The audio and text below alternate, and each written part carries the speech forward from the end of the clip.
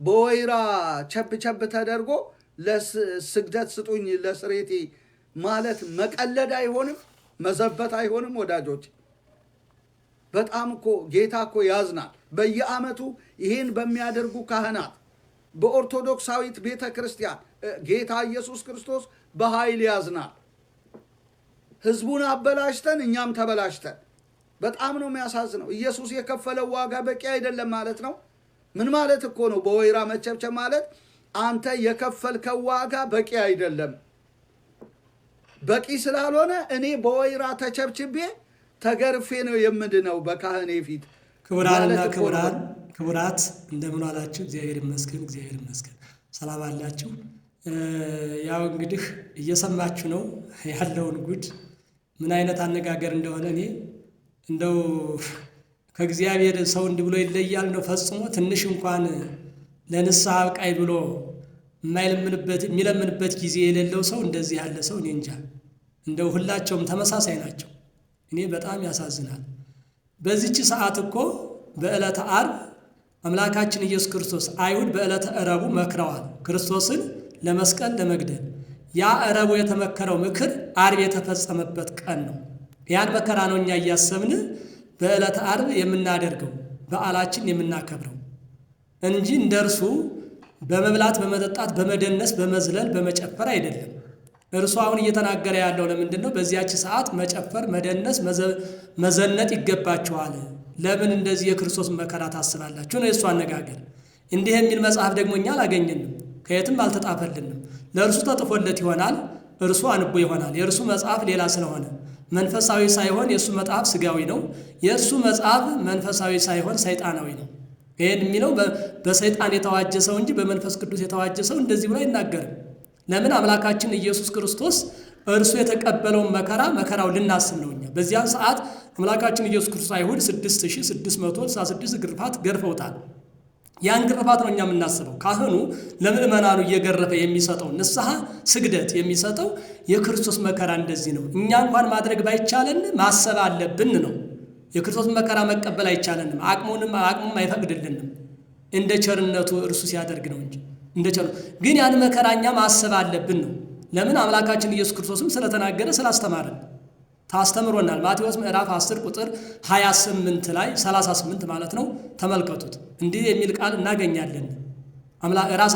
ራሱ ክርስቶስ የተናገረው ቃል ማለት ነው። ዘኢያጥባ ወዘኢነሳ መስቀለ ሞቱ ወዘኢተለወ ድሬ ኢይደሉ ሊተ ወኢይክል ጸመደኒ ይላል። ጨክኖ እኔ የተቀበልኩትን መከራ ያልተቀበለ እኔን ያልተከተለ ለእኔ ሊሆነኝ አይገባም፣ እኔንም ሊያገለግለኝ አይችልም ነው ያለው። የእኔን መከራ ያልተቀበለ ነው ያለው ጨክኖ። እኛ ግን ጨክኖ መከራውን እንኳን የእሱ የተቀበለውን መከራ መቀበል ባይቻለን ማሰብ ግን የግድ ይለናል። ክርስቶስ የተቀበለውን መከራ ማሰብ የግድ ይለናል።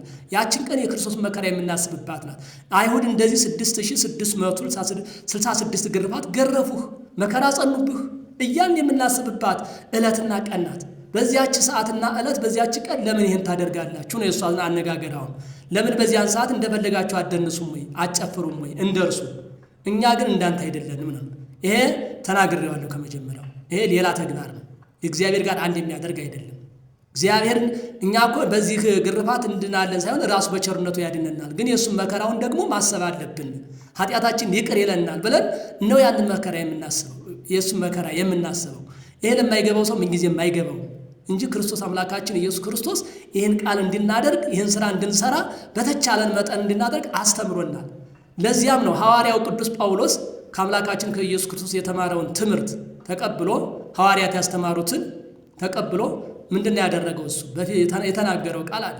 ሮሜ ምዕራፍ 6 ቁጥር 5 ላይ እንዲህ ይላል፣ እመሰኬ ተመሰልናሁ በሞቱ ንትመሰሎ በሕይወቱ። ይሄ በመከራው ከመሰልኑ በሕይወቱ ምን መስለዋለን ማለት በትንሣኤ ዘለክብር እንነሳለን ማለት ነው። በመከራው ከመሰል ምን ክርስቶስ የተቀበለውን መከራ ከተቀበልን፣ ያም ባይቻልን መከራውን ካሰብን ትንሣኤ ዘለክብር እንነሳለን። እርሱ የተቀበለውን መከራ ስናስብ ከኖርን ከተቻለን መቀበል ባይቻለን ደግሞ ማሰብ አለብን። ይህን ካሰብን ትንሣኤ ዘለክብር እንነሳለን፣ እርሱን እንመስለዋለን ማለት ትንሣኤ ዘለክብር እንነሳለን ማለቱ ነው።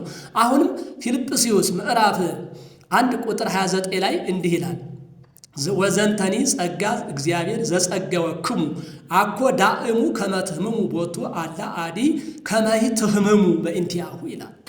ይህንን ጸጋ እግዚአብሔር ሰጣችሁ አለ። ይህን ጸጋ ያለው ምኑ ነው? መከራውን እሱ መከራ ተቀብሎ እናንተን አዳናችሁ ለማለት ይህን መከራ እግዚአብሔር ሰጣችሁ። ይህን ጸጋ እግዚአብሔር ሰጣችሁ።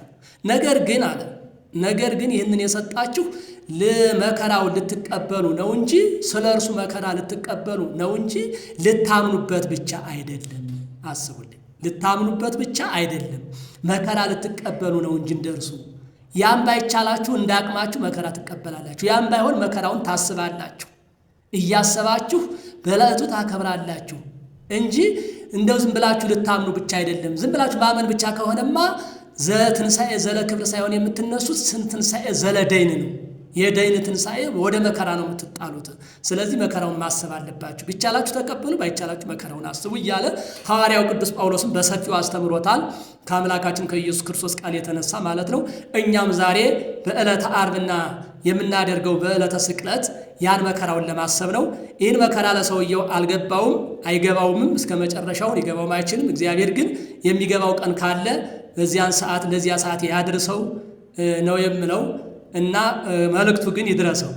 ክቡራንና ክቡራት ተመልካቾች ሁላችሁም ሸር አድርጉለት፣ ይድረሰው። በእውነት እንደው ምን ያህል ሰውን እንደሚያሳስት እኔ አሁን የምታውቁት የተረዳችሁት ሁላችሁም የተማራችሁ ምእመናን ሁላችሁም ክቡራንና ክቡራን ይህን ታውቃላችሁ። ለዚህ ምንም ችግር የለባችሁ። ግን ላላወቁ ደግሞ አንዳንድ ለሚደናከሩ ሰዎች ደግሞ እንዳያደናክራቸው እንደው ሌላ በህሊናቸው ሌላ ጥርጥር እንዳያስገባባቸው ሸር አድርጉላቸው፣ ይድረሳል።